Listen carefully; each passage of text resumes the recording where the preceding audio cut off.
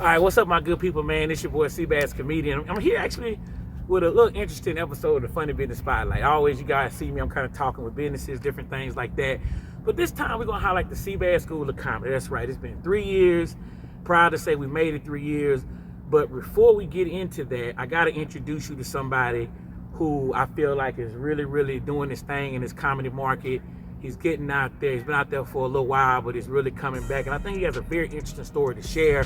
The story is uplifting, it's positive. And it's somebody, if you out there going for any dream or anything or any goal that you may have, this is someone sitting right here that really, literally just didn't say no. He didn't stay down. So I'm introduced to my guy, man, Yeze. But I'm gonna let him tell you his style of how he want to do some self. And there you go, bro. Hey, what's up with y'all out there, man? Peace and love, Yeze. Like he told you, like I said, I started my journey back in 2021 when I started stand-up, doing open mic at the Silly Rabbit. Then eventually do open mic at the Boomerang and also the station. Yeah. And also did a couple of real shows. But my journey really started, man, middle school. All my life I've been cracking jokes, talking shit, making people laugh. You know, uplifting spirits, you know, same way I do, like, because I'm a healer also. I'm a herbalist, you know, so I deal with healing people that way, then cracking jokes, healing you that way. You know what I'm saying? All about making people feel good, having fun, having a good time. Yeah. But when I started in 2021, everything went pretty good, and then the next year, I got injured on my job, working construction, and herniated disc in my back. So it set me back for a little bit, you know what I'm saying? And, you know, you go do shit. So you had a cane and rehab? I walking with a cane to go through rehab, therapy, chiropractor, the whole nine. Yeah.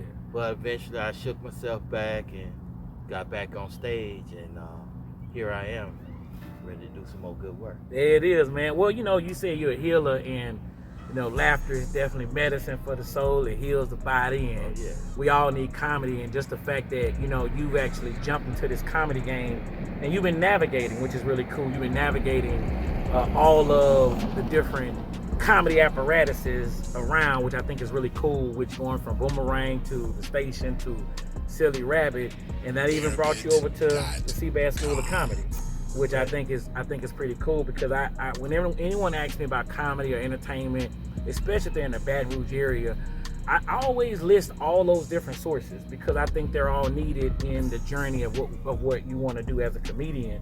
And now you're at that point to where you've been doing it a little bit and you're getting back out there, so which is really cool. So you brought up middle school and everything.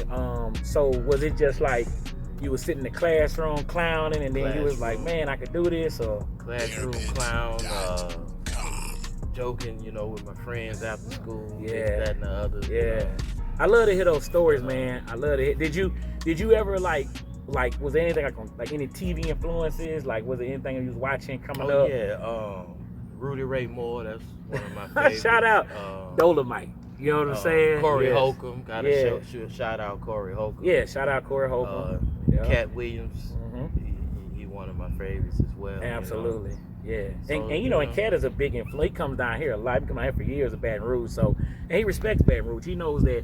I always call Baton Rouge the kind of town that if you come out of Baton Rouge with comedy, you're really funny.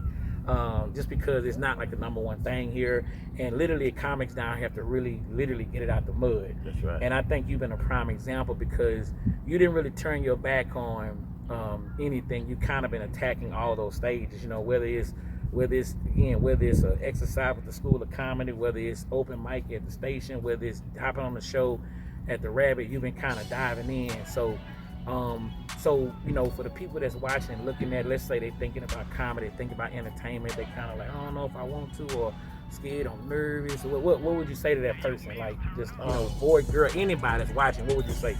Put your fears to the side. You gotta put your fears to the side and just go up there and do your thing. Yeah. I mean, that's what I did my first time I went. Yeah.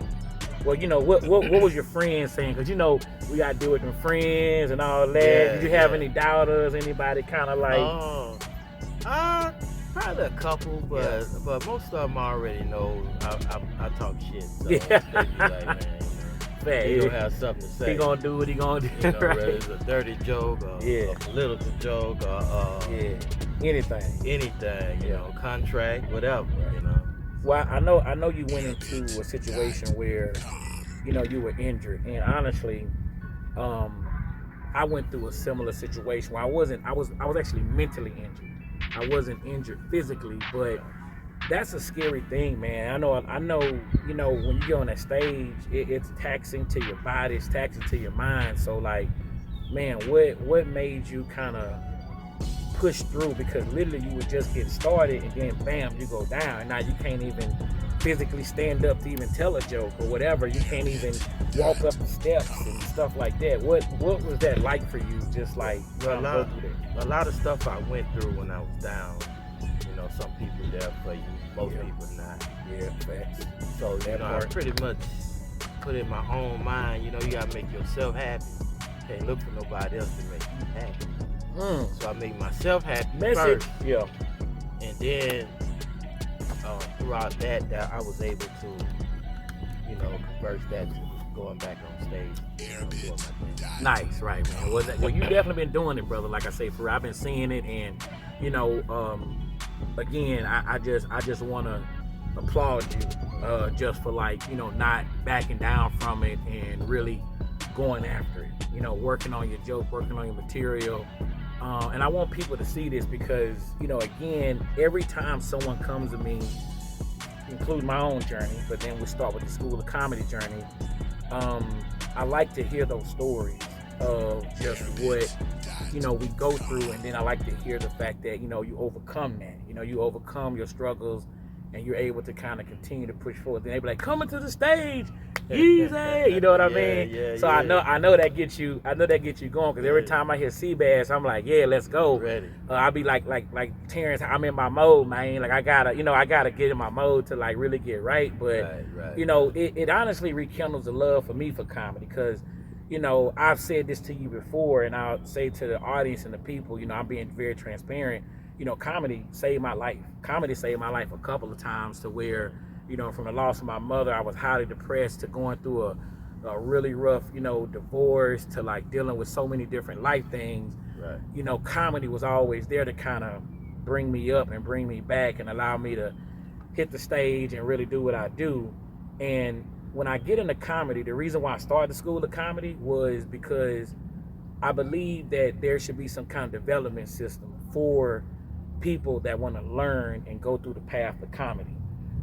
So, you know, when you came through to me, of course, obviously, I was very excited, but I know you first took the course and everything. So what was that like for you? Like, all right, I'm about to reach out to this guy, I'm about to see what's up. Well, you know, my nephew, June. Shout out, June, shout out June.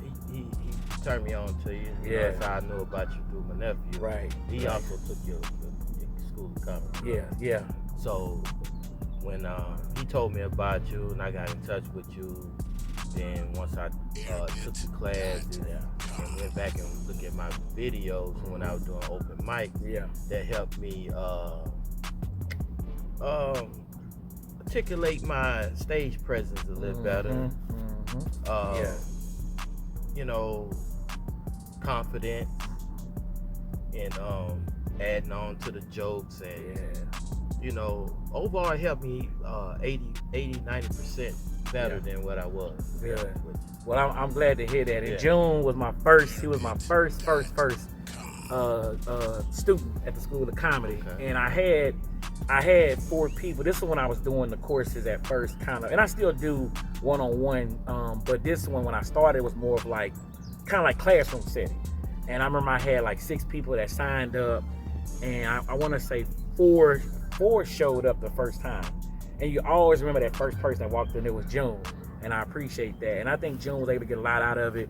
And that's the thing about the course. It's like it's built to where, you know, if you want to do comedy, great. But some people, they might just get in it and they might just want to just try it out, have a little fun with it.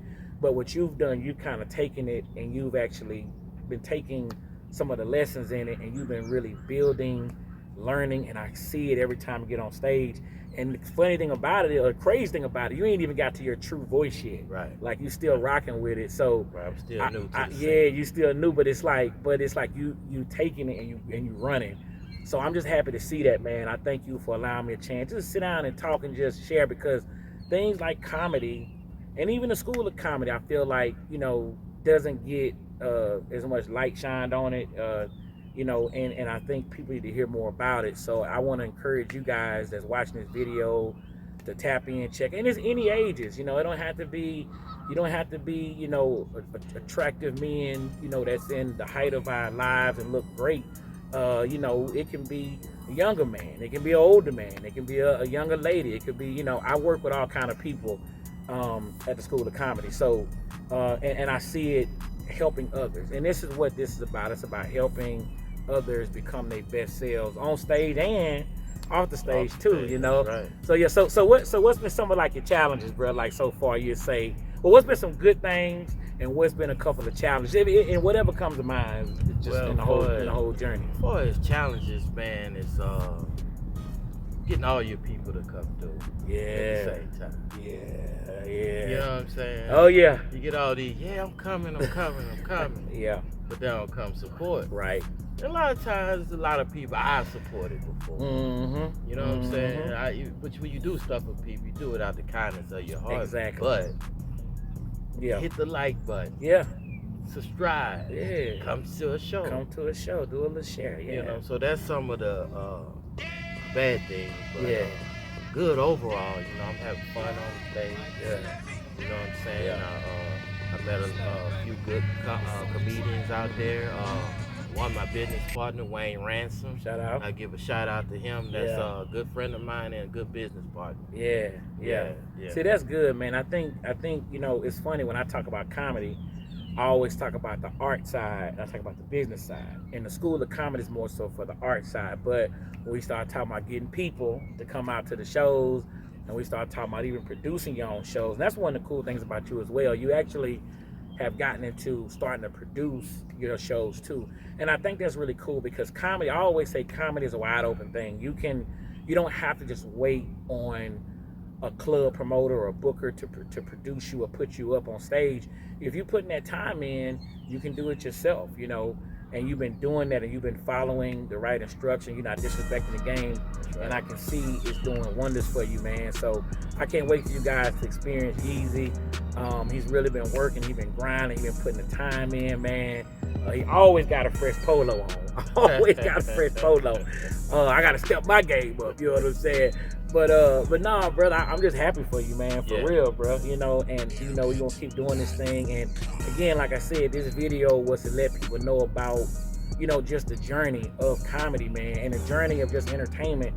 I work with so many people that have businesses. I work with so many people that may have dreams. We've all been those kids that, we sit back, we might watch a movie, we might watch a television show, we might watch, all these things, and it's okay to want to become that. It's okay to push that dream, and you're doing it, because we dream pushers. We ain't dream killers, we dream pushers, and that's what we all about. And then, of course, too, man, I see, we got a new slogan, Yeze, making laughing easy, you know what I mean? So be on the lookout for that, man. He's gonna have a lot of shows coming up. He's gonna have some other things happening that we're working on behind the scenes. But bro, I just want to say I'm proud of you, man. For somebody who's been in the comedy game for 20 plus years, I've been through a lot. Started here in Baton Rouge, started here in BR, and comedy's taken me all across the country, from Cleveland to LA to Vegas, man. I've had a lot of things with comedy. I'm in movies now. I'm just thankful, man, I get a chance to really do this for a living. And then helping people like yourself that's coming along, it's been blessings for me. And the School of Comedy is always available. It's always open. It's a 24-hour thing. And we've been able to help quite a few people too up to this point. And we're gonna keep doing that, man. So Anything you want to leave the people in closing? Anything you want to say before we get out of here? They, just holler at me at Yeze Bay on Instagram, TikTok, Facebook. Yep. And check out new flyers coming in. See when the next show is gonna be available. Tap in with me, man. 26 gonna be crazy. 26 gonna be crazy. We done healed up now. You ought to see him now. He can lift weights and stuff, bro. He threw a football the other day. So he doing good, bro. So yeah, but God bless y'all, man. You know what I'm saying? Keep being great out there, man. We're gonna check out next time. We out. Peace.